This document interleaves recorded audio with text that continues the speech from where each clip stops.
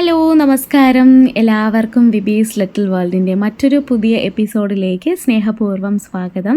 ഞാൻ ആദ്യം തന്നെ ഈ മൊബൈലിൽ സമയം കാണിക്കുന്നതിൻ്റെ കാരണം എൻ്റെ അടുത്ത് കുറേ പേര് ചോദിച്ചിട്ടുണ്ടായിരുന്നു, ചേച്ചി എത്ര മണിക്കാണ് എഴുന്നേൽക്കുക എന്നുള്ളത്. അപ്പോൾ അതിനൊരു പ്രൂഫ്, ഒരു ആൻസറായിട്ടാണ് കേട്ടോ ഞാൻ ഈ വീഡിയോ എല്ലാ ദിവസങ്ങളിലും ഈ വീഡിയോ കാണിക്കുന്നത്. ആദ്യം തന്നെ സമയം, കാരണം വേറൊരാൾ ചോദിച്ചിട്ടുണ്ടായിരുന്നു ഈ രാത്രി 8 മണിക്ക് വീഡിയോ എടുത്തിട്ട് പൂജ ചെയ്യുന്ന വീഡിയോ എടുത്തിട്ട് അപ്ലോഡ് ചെയ്യുകയാണോ, ബ്രഹ്മമുഹൂർത്തം എന്ന് പറഞ്ഞിട്ട് അപ്ലോഡ് ചെയ്തതാണോ എന്നും ചോദിച്ചിട്ടുണ്ടായിരുന്നു. സത്യം പറഞ്ഞു കഴിഞ്ഞാൽ ആ കമൻറ്റ് കണ്ടിട്ട് എനിക്ക് കരയണോ അതോ ചിരിക്കണോ എന്ന് അറിയാത്തൊരവസ്ഥയായിപ്പോയി. ഈ 3:30 എന്ന് പറയുന്ന സമയത്ത് ഇപ്പോൾ വൈകിട്ടാണെന്നുണ്ടെങ്കിൽ ഒരിക്കലും ഇരുട്ടായിരിക്കില്ലല്ലോ, വെളിച്ചമായിരിക്കത്തില്ല. അപ്പോൾ അതുകൊണ്ട് പുറത്ത് നോക്കി കഴിഞ്ഞാൽ മനസ്സിലാവും. അപ്പം അങ്ങനെയൊക്കെ ഓരോ കമൻറ്റ്സ് ഓരോ ദിവസം നേരിടുന്നൊരു വ്യക്തി കൂടിയാണ് കേട്ടോ ഞാൻ. എന്തായാലും ദിവസം ഞാനല്ലേ വിളക്ക് വയ്ക്കാറുള്ളത്. അപ്പോൾ ഇന്നൊരു വെറൈറ്റിക്ക് വേണ്ടി പ്രകാശേട്ടൻ വിളക്ക് വെക്കട്ടെ എന്ന് കരുതിയിട്ട് വിളക്ക് വയ്ക്കുന്നതല്ല കേട്ടോ. എനിക്ക് ഇനിയിപ്പോൾ വിളക്ക് വയ്ക്കാൻ പറ്റില്ല. ഒരു 6 ദിവസങ്ങൾക്ക് ശേഷം കുളിച്ചിട്ടാണ് ഇനി വിളക്ക് വയ്ക്കാൻ പറ്റുള്ളൂ. അപ്പോൾ രാവിലെ അപ്പോൾ പീരിയഡ്സ് ആയിരിക്കുന്ന സമയത്ത് ആരാണ് വീട്ടിൽ വിളക്ക് വയ്ക്കുക എന്നുള്ളതാണ് അടുത്ത കുറേ വന്നിട്ടുള്ള ക്വസ്റ്റ്യൻ. പ്രകാശേട്ടനാണ് രാവിലെ വിളക്ക് വയ്ക്കാറുള്ളത്. അപ്പോൾ രാവിലെ പക്ഷേ ഈ ഒരു സമയത്ത് വിളക്ക് വെച്ചിട്ടില്ല ഇതുവരെ. 6:30, 7, 7:30 ആവും ആൾ വിളക്ക് വയ്ക്കാനായിട്ട്. പക്ഷേ ഈ ബ്രഹ്മമുഹൂർത്തം എന്ന് പറയുന്ന ഈ സമയത്തിൽ പരിപൂർണമായിട്ടുള്ളൊരു വിശ്വാസം ആൾക്ക് വന്നതിന് ശേഷം ആ ബ്രഹ്മമുഹൂർത്തത്തിൽ വയ്ക്കുന്ന വിളക്ക് തെറ്റണ്ടെന്ന് പറഞ്ഞിട്ട് ആൾ തന്നെ സ്വമേധേ വന്ന് വിളക്ക് വയ്ക്കുകയാണ് കേട്ടോ. ആൾ എന്നെക്കാൾ നന്നായിട്ട് വിളക്കൊക്കെ വയ്ക്കും. ആളതിൽ എക്സ്പേർട്ടാണ്. എന്നേക്കാൾ കൂടുതൽ മന്ത്രങ്ങളും പിന്നെ ദൈവവിശ്വാസവും പിന്നെ അതേപോലെ തന്നെ ഭഗവാൻ വിളക്ക് വയ്ക്കുമ്പോൾ ചെയ്യേണ്ടുന്ന കാര്യങ്ങളൊക്കെ വളരെ കൃത്യമായി നീറ്റായിട്ട് ചെയ്യാൻ അറിയുന്ന ഒരാളാണ് പ്രകാശേട്ടൻ. എന്നെക്കാളിക്കും ഭംഗിയായിട്ട് ആൾ വിളക്കൊക്കെ വയ്ക്കുക കേട്ടോ. മാത്രമല്ല, നമ്മൾ വിളക്ക് വയ്ക്കുമ്പോൾ വിളക്ക് കത്തുന്നത് നല്ല കുഞ്ഞു വിളക്കായിട്ട് വേണം, കുഞ്ഞു ദീപമാണ് കത്താനായിട്ട്. അങ്ങനെ ആളി കത്തരുതെന്ന് പറയും, അത് ദോഷമാണ്. അപ്പോൾ മുത്തുമണി പോലെ കത്തണം വിളക്ക്. അത് പ്രകാശേട്ടനാണ് ആക്ച്വലി എനിക്ക് പഠിപ്പിച്ച് തന്നത് തന്നെ.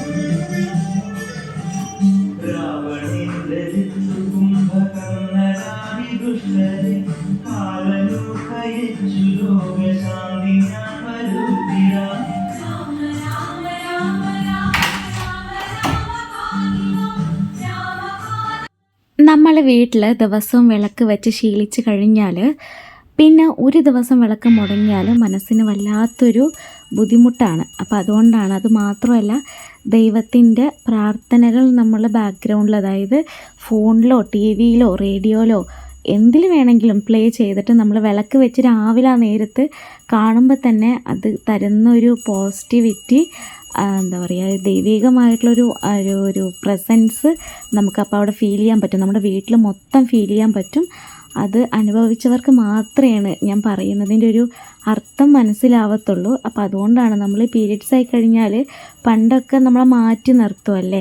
ഇതൊരു കുഞ്ഞു വീടാണ്, ഒറ്റ വീടാണ്, എനിക്ക് വേറെ പോകാനുള്ള മാർഗ്ഗങ്ങളൊന്നുമില്ല. അപ്പോൾ അതുകൊണ്ട് ഞാൻ അവിടെ സൈഡിൽ നിൽക്കുന്നു കേട്ടോ. ഇനി നിങ്ങൾ അതിൽ കൂടെ പോവുമോ എന്നൊന്നും ചോദിക്കരുത്. ഞാൻ ഹാളിലാണ് ഇതുപോലെ ഒരു കുഞ്ഞ് സ്റ്റാൻഡ് വെച്ചിട്ട് വിളക്ക് വെക്കുന്നത്. അപ്പോൾ പീരിയഡ്സ് ആണെന്ന് കരുതിയിട്ട് നമ്മൾ പുറത്ത് പോയിരിക്കാൻ പറ്റത്തില്ലല്ലോ, കാരണം വേറെ വഴിയില്ല. വേറെ അവിടെ റൂമും ഒന്നും കാര്യങ്ങളൊന്നും ഇല്ല. നമ്മൾ ഇതുവഴി തന്നെ പോകും, നടക്കുകയൊക്കെ ചെയ്യും. പുറത്തേക്ക് പോകണമെന്നുണ്ടെങ്കിൽ കേട്ടോ, ഞാൻ വിളക്ക് വെക്കുന്നിടത്ത് വരുമോ പ്രാർത്ഥിക്കുകയോ ഒന്നും ചെയ്യില്ല. ദൂരെ നിങ്ങൾ കണ്ടിട്ടുണ്ടാവും, ദൂരെ മാറി നിന്നിട്ടാണ് പ്രാർത്ഥിക്കുന്നത്. എനിക്കിപ്പോഴും നല്ല പോലെ ഓർമ്മ ഉണ്ട് കേട്ടോ. അമ്മയൊക്കെ പീരിയഡ്സ് ആവുന്ന സമയത്ത് എൻ്റെ കൊച്ചുനാളിൽ അവർ അടുക്കളയിലൊന്നും കയറ്റത്തില്ല, മാറ്റിയിരുത്തും. എന്നിട്ട് ഇവർ ഭക്ഷണം കഴിക്കാനൊക്കെ ഇവർക്ക് സെപ്പറേറ്റ് പ്ലേറ്റ്, ഗ്ലാസ്, സ്പൂണൊക്കെയാണ്. അത് ഈ ദിവസങ്ങൾ കഴിയുന്നത് വരെ അതാണ് ഉപയോഗിക്കേണ്ടത്. അത് അവർ തനിയെ കഴുകി വയ്ക്കും. എന്താ പറയുക, അടുക്കളയിൽ കയറില്ല, കുക്കിങ്ങിലൊന്നും ഇവരില്ല. അന്ന് കൂട്ടുകുടുംബമാണ്, വീട്ടിൽ ഒരുപാട് മേമ്മമാരും വല്യമ്മമാരൊക്കെ ഉണ്ടായിരുന്നു, ഒരുപാട് സ്ത്രീകളാണ്. അപ്പോൾ അതുകൊണ്ട് ഒരാൾക്ക് പീരിയഡ്സ് ആകുമ്പോൾ അവരെ മാറ്റിയിരുത്തുക, അവർക്ക് ഫുൾ റെസ്റ്റാണ്. എന്താ പറയുക, അവരൊന്നിലേക്കും പങ്കില്ല. ബാക്കി സമയങ്ങളിലൊക്കെ എല്ലാവരും ഒരുമിച്ച്, ഈ സമയങ്ങൾ മാത്രം സെപ്പറേറ്റ് കേട്ടോ. അപ്പം അങ്ങനെയൊക്കെ കണ്ട് വളർന്നിട്ടുള്ള ഒരാളാണ് ഞാൻ. അപ്പോൾ അതുകൊണ്ടാണ് ഞാൻ ഈ കാര്യം എടുത്തു പറഞ്ഞത്. ഈ സമയത്ത് നമുക്കിപ്പോൾ അങ്ങനെയൊന്നും ചെയ്യാൻ പറ്റില്ല. ഇവിടെ ഇപ്പം ഞാനങ്ങനെ മാറി നിന്ന് കഴിഞ്ഞാൽ പ്രകാശ് ചേട്ടൻ്റെയും കുഞ്ഞിൻ്റെയും എൻ്റെ മദർ ഇൻ ലോൻ്റെ കാര്യമൊക്കെ കഷ്ടത്തിലാവും. ഇനി നമുക്ക് കുക്കിങ്ങിലേക്ക് പോകാം. രാവിലെ എന്താണ് ഉണ്ടാക്കേണ്ടത് എന്നുള്ളത് തന്നെ ഭയങ്കര ടെൻഷനാണ് എന്നെ സംബന്ധിച്ചിടത്തോളം. ഇതെന്താ ഉണ്ടാക്കുക. കാരണം ഈ ശ്രീരാമനാണ് ഏറ്റവും വലിയ പ്രശ്നം. അവൻ എന്തുണ്ടാക്കി കൊടുത്താലും കഴിക്കത്തില്ല കേട്ടോ. അങ്ങനെ ശരി, രാഗിപ്പുട്ട് ഉണ്ടാക്കാമെന്ന് കരുതിയിട്ട് മാവൊക്കെ കുഴച്ചിട്ട് തേങ്ങ ചിരവാൻ നോക്കിയപ്പോൾ സംഭവം എന്നെ പറ്റിച്ചു. അതങ്ങ് പൊട്ടിപ്പോയി. പിന്നെ എന്താ ചെയ്യാമെന്ന് ഒരു സെക്കൻഡ് ഇങ്ങനെ അന്താളിച്ച് നിൽക്കുമ്പോഴാണ് ഈ ഒരു സംഭവം ഓർമ്മ വന്നത്. അപ്പോൾ അതുകൊണ്ട് പിന്നെ ഞാൻ തേങ്ങ മുഴുവനായിട്ടും ഉച്ചത്തേക്കുള്ള മെഴുക്ക് വരട്ടിക്കും പിന്നെ രാവിലത്തേക്കുള്ള പുട്ടിലേക്കുള്ളൊക്കെ തേങ്ങ ഇതിലങ്ങോട്ട് ചിരകി വെച്ചു.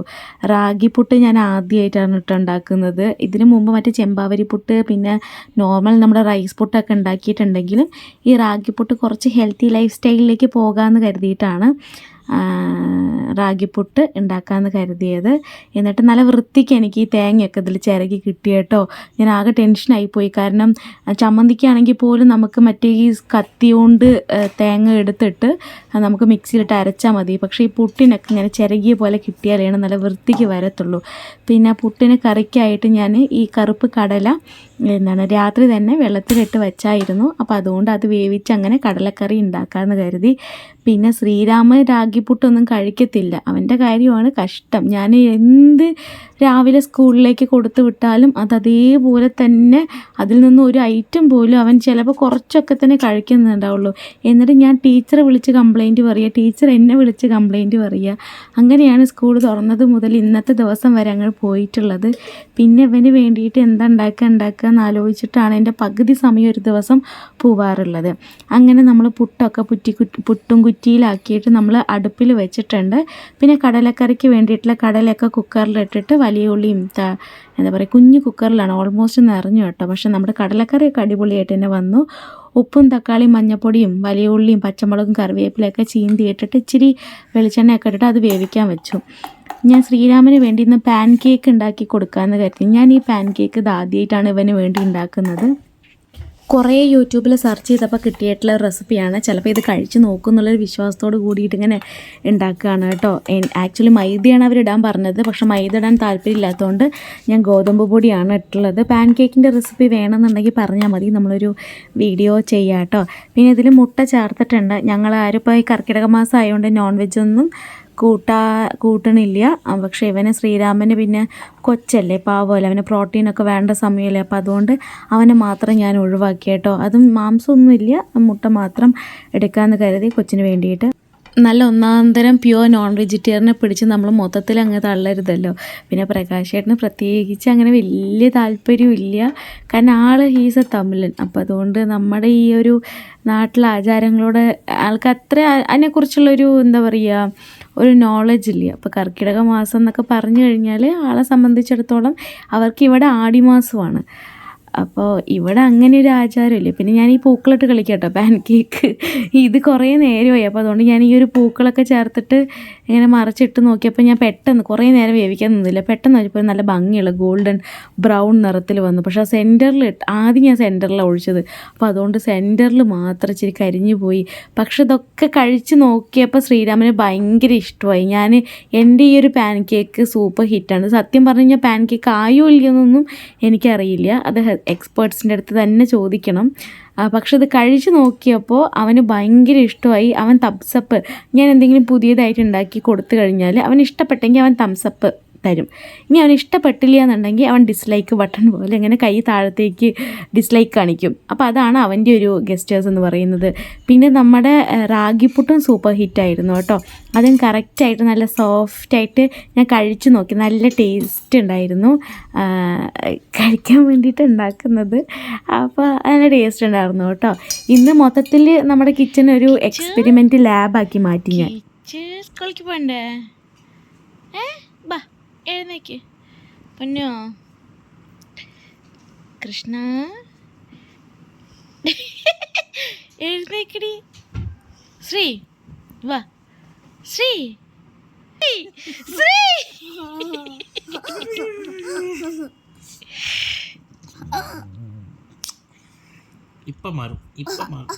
ശ്രീരാമനെ എഴുന്നേൽപ്പിക്കുക എന്നുള്ളതാണ് അടുത്തൊരു ചടങ്ങെന്ന് പറയുന്നത്. എഴുന്നേൽപ്പിച്ച് കൊടുത്താൽ മതി. പ്രകാശേട്ടൻ അവന് ബ്രഷൊക്കെ ചെയ്ത് കുളിപ്പിച്ചങ്ങ് കയ്യിൽ തരും. പിന്നെ ഫുഡ് കൊടുത്താൽ മതി. ഫുഡ് മദറിനിലോ കൊടുക്കും.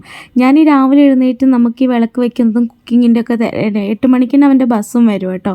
അപ്പോൾ അതിൻ്റെ ഇടയിൽ കൂടെ എനിക്കെല്ലാം നടക്കത്തില്ല. അപ്പോൾ അതുകൊണ്ട് നമ്മൾ ഈ വർക്ക് ജോലികൾ അങ്ങോട്ട് സ്പ്ലിറ്റ് ചെയ്ത് കൊടുത്തേക്കുവാണ്. പ്രകാശേട്ടൻ അവനെ കുളിപ്പിച്ച് തരുന്നു. ബുജ്ജിമ്മ, അതായത് എൻ്റെ മദറിനിലോ, ഞാൻ ബുജ്ജി എന്നാണ് വിളിക്കുന്നത്, ആൾ ഫുഡൊക്കെ കൊടുത്തു തരുന്നു. 7 മണിക്ക് ശ്രീരാമൻ എഴുന്നേൽപ്പിച്ച് കഴിഞ്ഞാൽ 8 മണിക്ക് ഉള്ളിൽ നടക്കുന്ന കലാപരിപാടികളാണത് മൊത്തം. പിന്നെ ശ്രീരാമന് വെള്ളം കൊടുത്തു വിടുമ്പോൾ ബോട്ടിലിൽ ഒരു കുഞ്ഞു നെല്ലിക്ക കട്ട് ചെയ്ത് അതിൽ ചേർത്ത് കൊടുത്തു വിടാറുണ്ട്. അപ്പോൾ അതൊരു ആൽക്കലൈൻ വാട്ടറായി മാറുന്നു. നമ്മുടെ മുടിക്ക്, ലിവറിന്, ഹാർട്ടിനൊക്കെ ഒരുപാട് നല്ലതാണ് ഈ ഒരു ആംല വാട്ടർ കുടിക്കുന്നത്. ഒരുപാട് ഹെൽത്ത് ബെനിഫിറ്റ്സ് ഉണ്ട്. നമുക്ക് മക്കൾക്ക് വേണ്ടിയിട്ട് അല്ലെങ്കിൽ ഓഫീസിലേക്ക് പോകുമ്പോൾ നമുക്ക് വേണ്ടിയിട്ടൊക്കെ ചെയ്യാൻ പറ്റുന്ന, അധികം എഫേർട്ട് ഇല്ലാത്തൊരു കാര്യമാണ്.